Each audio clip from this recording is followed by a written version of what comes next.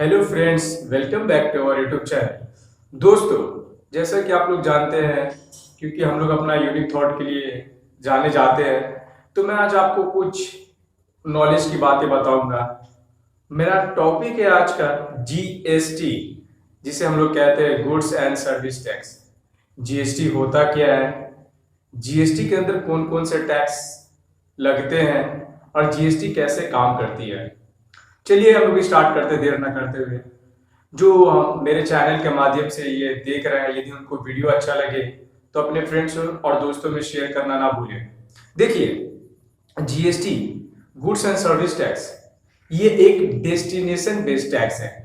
Destination based tax का मतलब हुआ कि जब तक आप कोई भी प्रोडक्ट का कोई भी कंज्यूमर जब तक यूज नहीं कर लेता है तब तक उनको क्या टैक्स पे करते रहना पड़ेगा। फॉर एग्जांपल, यदि हम एग्जांपल ले, सपोज कीजिए एक मैन्युफैक्चरर है, एक मैन्युफैक्चरर लैपटॉप बनाती है। मैन्युफैक्चर क्या कि लैपटॉप बनाकर वो होलसेलर को बेचे, होलसेलर क्या किए रिटेलर को बेचे, और रिटेलर क्या किए कंज्यूमर को बेचे। तो ये जो सीरीज चला आ रहा है कि मैन्युफैक्चरर टू एंड यूजर, या ये जिसे कहते हैं हम लोग कंज्यूमर, जब तक मैन्युफैक्चरर से कंज्यूमर तक नहीं आ जाएगा, हर एक को क्या करता रहना पड़ेगा, जीएसटी पे करना पड़ेगा। पहला बात तो ये हो गया।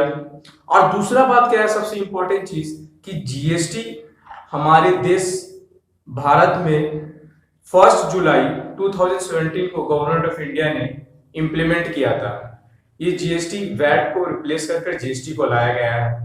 पहले वैल्यू एडेड टैक्स का वैट चलता था, अब उसी को रिप्लेस किया और जीएसटी को गवर्नमेंट ऑफ इंडिया ने इंप्लीमेंट किया है।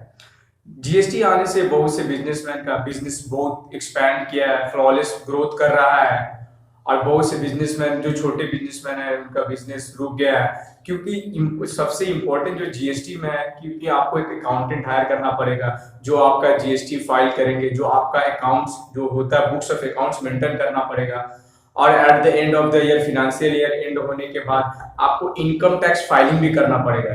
ये सब ये पूरा फ्लॉलेस ये सब काम है जो आपको करना बहुत मैंडेटरी है।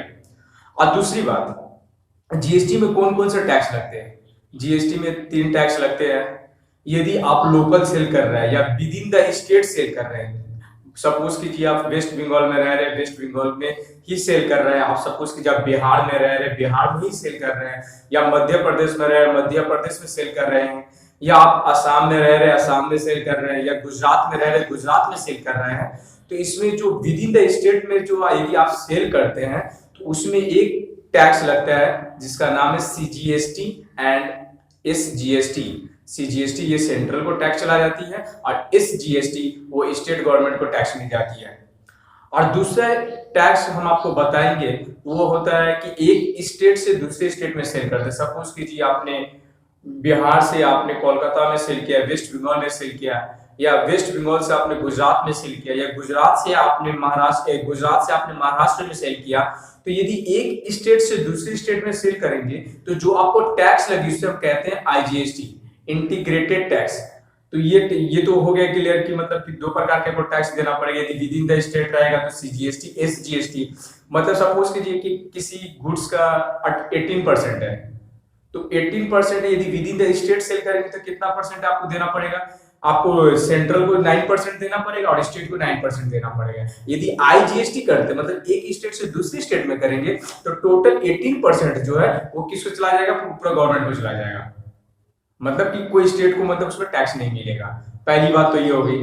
और दूसरी बात क्या है कि मतलब कि जीएसटी जब से हमारे इंडिया में लागू हुई है, बहुत से बिजनेस फ्लॉलेस चल रहे हैं, बहुत से टैक्स पेयर जो अपने समय पर टैक्स पे कर रहे हैं। हाँ, एक बात मैं सबसे इंपॉर्टेंट बात बताना चाहता हूँ, यदि मेरे चैनल के माध्यम से देख रहे हैं, यदि कोई बिजनेसमैन देख रहा है, यदि वो उन्होंने जीएसटी लिया, तो अपने माइंड में हमेशा ये ख्याल रखिएगा कि आप यदि आपका बिजनेस चले या ना चले, यदि आप जीएसटी लिए तो आप हमेशा 3B फाइल करने के लिए कोशिश करेंगे। मैं आगे बताऊंगा कि कौन कौन सा आपको फाइल रिटर्न करना पड़ता है। जीएसटी में 2 रिटर्न ऐसे जाते हैं, मतलब कि जो मैंडेटरी है। पहला क्या है, जीएसटीआर 3B जो मैंडेटरी है, और जीएसटीआर 1 का भी से दिखाना पड़ेगा, वो भी मैंडेटरी है। सपोज के पहले जीएसटीआर 1 क्या था, मंथली भी दे सकते थे, आप क्वार्टरली भी जा सकते थे। बाकी अभी क्या है कि टर्नओवर के हिसाब से कर दिया गया है।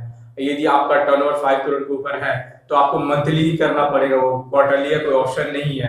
और यदि 5 करोड़ के नीचे आप मंथली भी आ सकते हैं, क्वार्टरली भी आ सकते हैं। और अभी नया नया ये गवर्नमेंट ने एक इनिशिएटिव लिया है जीएसटी के अंदर, आईएफएफ फैसिलिटी, जिसको हम लोग कहते हैं invoice furnishing facility. Invoice furnishing facility का मतलब होता है कि सपोज कीजिए कि किसी का 5 करोड़ के नीचे है, तो वो चाहते हैं कि अपना क्वार्टरली रिटर्न भरे, मतलब 3 महीना में एक बार रिटर्न करें, तो रिटर्न फाइल करें। तो उसके हिसाब से क्या होगा कि आपको मतलब हर महीने, जैसे सपोज कीजिए फर्स्ट क्वार्टर अप्रैल मई जून है, ठीक है, 3 महीने का एक क्वार्टर होता है, तो अप्रैल और मई क्या करना पड़ेगा आपको, सिर्फ B2B इनवॉइसेस का क्या करना पड़ेगा, आपको डिटेल्स देना पड़ेगा।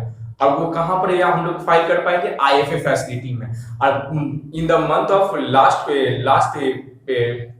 लास्ट मंथ, या जिसे कहते हैं हम लोग जून मंथ, उसमें क्या करना पड़ेगा आपको, जीएसटी और 1 फाइल करना पड़ेगा। हम लोग पहला अप्रैल और मई में जीएसटी और 1 नहीं फाइल कर रहे हैं, पहला मंथ 2 मंथ में हम क्या कर रहे हैं, आईएफएफ फाइल कर रहे हैं। और फर्स्ट क्वार्टर मतलब जून में जाकर हम लोग क्या फाइल कर रहे हैं, जीएसटी और 1 फाइल कर रहे हैं। उसमें आपको full details of B2B invoices, जिसे कहते हैं रजिस्टर्ड पार्टी का हमको पूरा डिटेल्स देना पड़ेगा, और अनरजिस्टर्ड पार्टी का भी डिटेल्स देना पड़ेगा with proper HSN code. HSN code देना मैंडेटरी हो गया है, तो ये आपको ख्याल रखना पड़ेगा। और दूसरा सबसे इंपॉर्टेंट है GSTR 3B, जिसमें हम लोग दिखाते हैं कि हमारे सेल्स इतने हैं और मेरा ITC इतना है, और उसका जो डिफरेंस आता है हम लोग क्या करते हो, टैक्स पे करते हैं। तो ये सब बात है। हाँ, एक और बात, यदि आपका बिजनेस चले या ना चले, अगर हर महीना आप कोशिश कीजिए कि GSTR 3 फाइल करने टाइमिंग पर, नहीं तो आपको क्या करेगा, पर डे के हिसाब से आपको लेट फाइन लगेगा।